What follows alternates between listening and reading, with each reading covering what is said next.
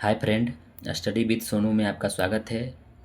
प्रतिशत question number 8 से आज देखेंगे।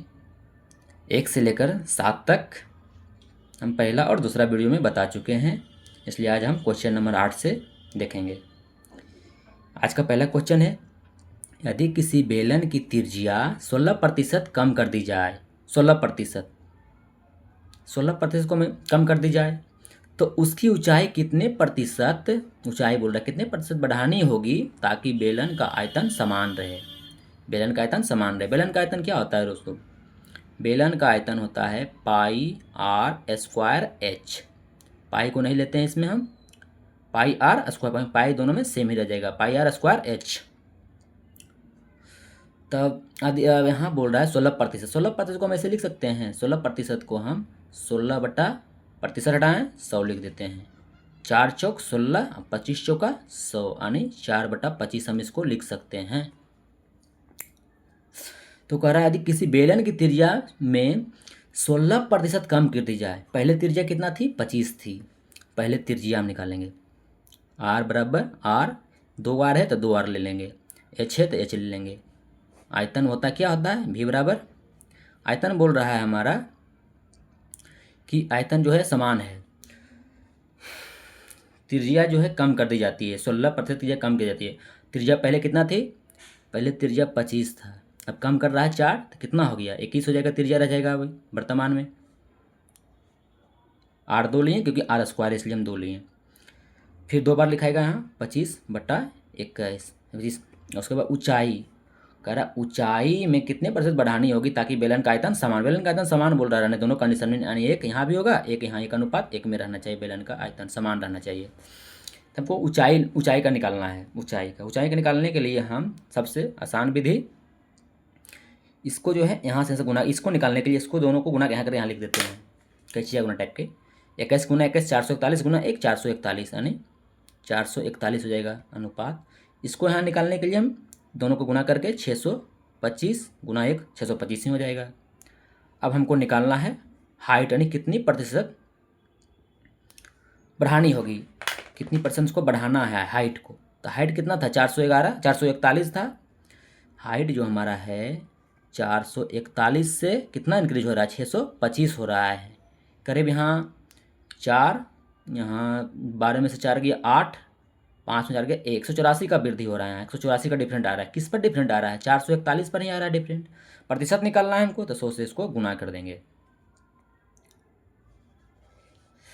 100 से गुना कर देंगे। अब इसको हम काटेंगे, हम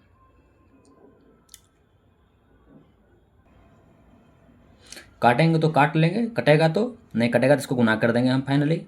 184 भागा 441, इसको भागा देंगे हम यहाँ साइड में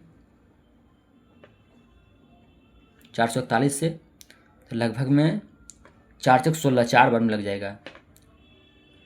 1 4 0, 4 चौक 16, 4 16 16 2 18, 6 10 में से 4 गया 6, ये 13 में से 6 गया 7, इधर 17 में से 8 गया 976 आ जाएगा। अब 2 मरते लगेगा, 4 दूनी 8, 2 मरते 441 से, 441 गुना 2 करेंगे लग जाएगा लगभग 4 4 चौक 16 6 बकिया 1 4 16 16, यहाँ 7 आएगा दोस्तों, 7 ही आएगा। तो यहाँ कितना हो जाएगा? 10 में 4 गया 6, 13 में से 6 गया 7, 7 बच जाएगा, 7 में 7 गया 0 हो जाएगा यहाँ। अब यहाँ पर नहीं लगेगा, यहाँ दशमलव देंगे हम, यहाँ एक 0 बैठाएंगे, एक दाम लग जाएगा लगभग में। एक 0 क्यों देंगे? यहाँ पर तो 0 है ही पहले से ही, लगेगा एक दाम के लिए, एक दाम लग जाएगा 441। 10 में से 1 गया 9, इधर 15 में से 5 में से 4 गया 1, इधर 3 आ जाएगा, दशमलव अब नहीं लगेगा, अब दशमलव देंगे, यहाँ 0 बैठाएंगे। कितना मरते लगेगा? करीब 7 चौक 28, 9 चौक 36, करीब 7 बार में लग जाएगा दोस्तों। 7 का 7, 7 चौक 28 के 8 बकिया 2, 7 चौक 28, 28 से 2 30 लग गया, यानी फाइनल आंसर कितना जाएगा? 41.7% इसको बढ़ाना होगा हमको हाइट को, फाइनल आंसर। नेक्स्ट क्वेश्चन देखेंगे दोस्तों। क्वेश्चन नंबर 9 कह रहा है साहिल की आय में पहले 8% की वृद्धि हुआ और फिर इसमें 8% की कमी हुई, यानी पहले वृद्धि हुई फिर कमी हुई। उसकी आय में क्या बदलाव है? इसका फार्मूला डायरेक्ट होता है दोस्तों, वृद्धि है पहले वृद्धि होगा फिर कमी होगा, इसका डायरेक्ट फार्मूला होता है -x²/100। तो कितना है x²? x के मान दोनों सेम ही होना चाहिए डिजिट, तभी होगा ये फार्मूला। 8 का है 8 64 हो जाएगा बटा 100, यानी 0.64% की हानि हुई। इसमें हमेशा हानि ही होता है इसमें दोस्तों।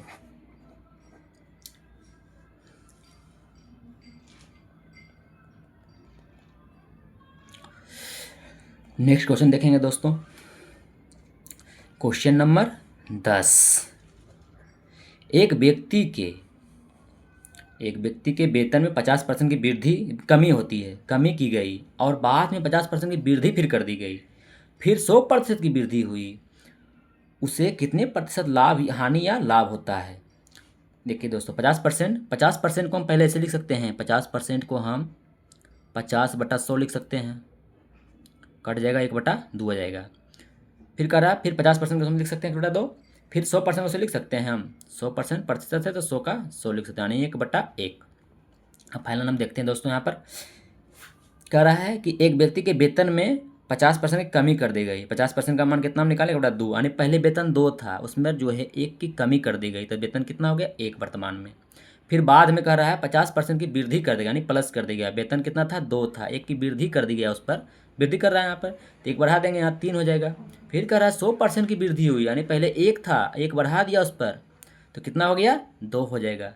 तो कह रहा फाइनली उसका कि कितने प्रतिशत हानि या लाभ हुआ।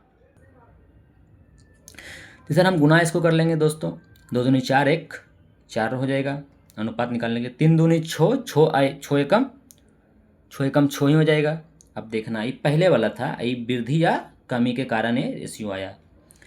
पहले 4 था, अब 6 हो रहा है, यानी 2 का इंक्रीज कहीं हो रहा है। 2 का इंक्रीज बढ़ रहा है, किस पर बढ़ रहा है? 4 पर नहीं बढ़ रहा है, घटेगा तो 6 पर, अब बढ़ रहा है, वृद्धि हो रहा है तो 4 पर निकालना है। 4 गुना प्रतिशत है तो गुना 100 कर देंगे, काट देंगे, 2 से 2 पचे 10, यानी कितना हो जाएगा? 50% की फाइनली उसकी वृद्धि हो गई दोस्तों। नेक्स्ट क्वेश्चन देखेंगे दोस्तों, कर 11 नंबर। एक शहर की जनसंख्या 25,000 है, यदि यह प्रति वर्ष 10% की दर से बढ़ रहा है तो 2 साल बाद शहर की जनसंख्या क्या होगी? यानी जो शहर की जनसंख्या जो वर्तमान में है वो हमारा 25,000 है जनसंख्या, 10% की वृद्धि हो रही है, 10% की, आने माने 100, कोई भी चीज़ होता है 100 में अगर 10% की वृद्धि हो रही है तो वो 110 हो जाएगा। 110% की वृद्धि हो रही है पहला साल, 2 साल का बात है, फिर 110 अगला साल बढ़ेगा इतना। अब इसका मान हम निकाल लेंगे तो 2 साल के बाद की जनसंख्या हमको पता चल जाएगा। काट देंगे, 1 0 2 0 3 0 1 4 0 1 2 3 4, यहाँ फाइनली कितना जाएगा? 25 गुना 11 गुना 11 0। अब गुना कर लेंगे, प्लेस के कर देंगे गुना, 5 एकम 25, ये दोनों को देखेंगे, 5 2 7, 1 2 के 2 11 से गुना करने का तरीका है कि 5 को 5 लिखो, अब 5 का 2 जोड़ के 7 लिख दो, फिर जो फाइनल लास्ट में उसको लास्ट उतार दो।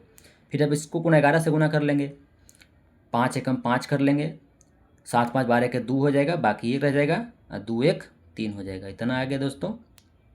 शून्य है, यहाँ शून्य लगा देंगे, 1 शून्य है।